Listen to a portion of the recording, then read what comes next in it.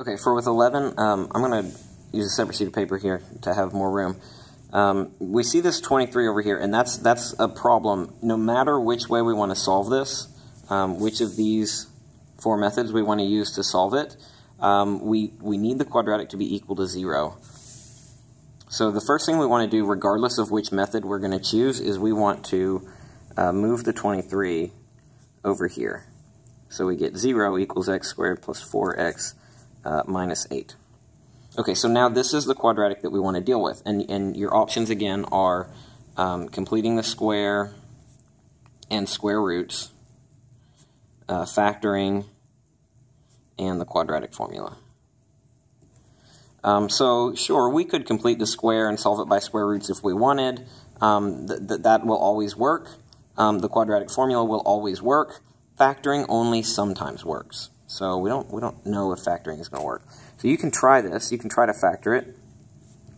To get 8, you could try 8 and 1, but that won't add up to be 4.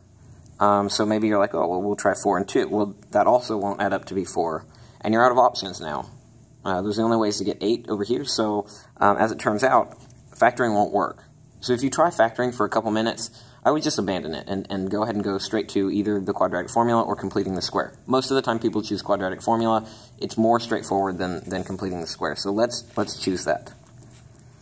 So we're going to start by writing the quadratic formula, because if we don't have the right formula, there's no way we're going to be able to plug it in correctly. Now we need to know our a, b, and c values. Well, a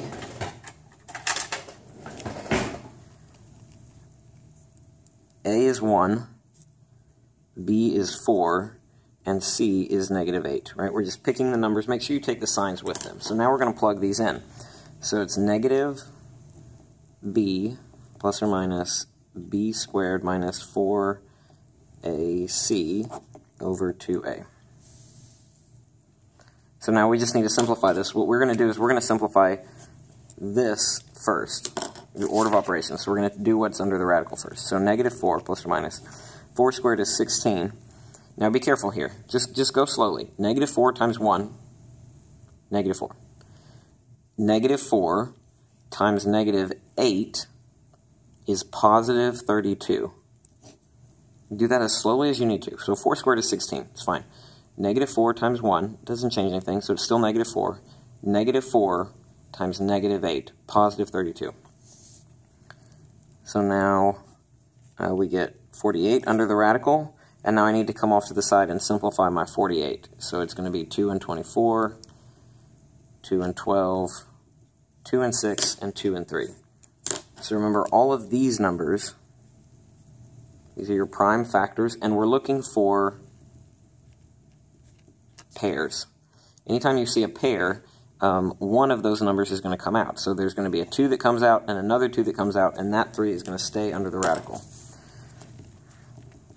So that 2 comes out, and that 2 comes out, and that gives me a 4 out here. They multiply. That 2, this 2, and this 2 multiply to get 4. And this 3 has to stay under the radical. Now, there's a little bit more we can do to simplify this. I could break this up into 2 fractions like this. So you can see that -4 over 2 simplifies to -2.